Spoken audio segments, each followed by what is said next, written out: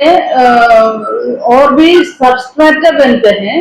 ये जो हमने स्पेशल स्ट्रेटम बोला रूट विलेजेस का, उसके अलावा जो लिस्ट विलेजेस है ना, उसमें से डिस्ट्रिक्ट में हमें suppose more than 2 FSU select करना है, तो उसको हमने R/2 या N/2 करके डिवाइड करके उसमें सबस्ट्रेटा बनाना है, करते हैं।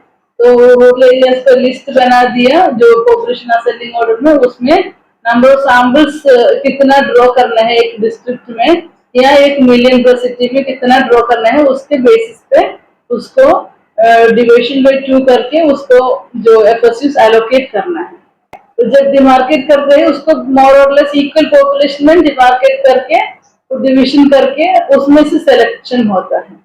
तो इस तरह सबस्ट्रैटम्स ये बन रहा है। समझ में आया?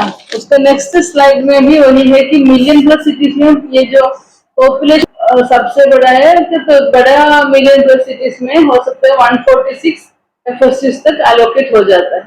तो इसका अराउंड 17,000 अराउंड एफएसयूज है, उसमें 10,000 एलोकेशन रूरल एरियाज में है और 6,900 that's around 700 allocation urban areas में है। एक लिस्ट ऑफ विलेजेस होगा और यूएफएस फ्रेम का लिस्ट होगा।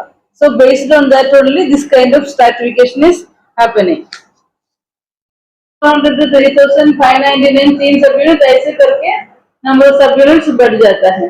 उस तरफ स्पेशल एरियाज यहाँ पे नहीं है, वो है स्पेशल एरियाज है कि जहाँ पे हिली एरियाज है, लद्दाख है, सिक्किम है, वहां सब थोड़ा सा प्रोजेक्ट पॉपुलेशन ये जो क्राइटेरिया सब यूनिट फॉर्मेशन का क्राइटेरिया में पॉपुलेशन कम बताया हुआ है। सब यूनिट 250 to 499 हाउस होल्ड्स का 2 सब यूनिट फॉर्म होता है।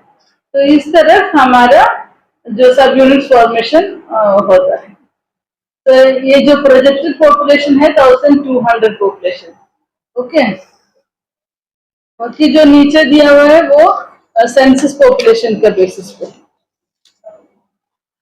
but projected population is available with us, so based on the projected population this subunit criteria has been formed. Okay, next slide. So subunit आपको मिल जाएगा। So suppose you have a from village और ये जो UFS block है उसमें 250 से ज्यादा population है, तो सब यूनिट हो जाता है। तो उसमें आपको डिवाइड करना होगा सब यूनिट, 2 सब यूनिट है तो 2 डिविजन करके उसमें से सिलेक्शन, तो उसमें कैपी में दिया होगा से सेकंड सब यूनिट, तो सेकंड सब यूनिट आपको सेलेक्ट वो आपको पूरा लिस्टिंग करना होता है। ये नहीं कि पूरे का पूरा block if it is a big block. Okay, in case if village is also big village, in that case सब यूनिट इज फॉर्म्ड। उसमें से आपको जो सेलेक्टेड सब यूनिट है उसी का डाटा आपको लिस्टिंग करने का है।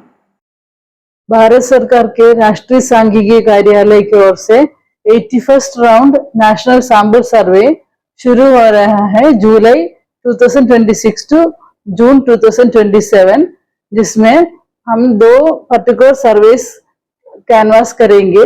एक है situation assessment of farmers, agricultural farmers का operational holdings and indebtedness, their land and livestock के बारे में एक डाटा कलेक्ट करेंगे पूरा कंट्री में, वो हम शुरू कर रहे हैं जुलाई से।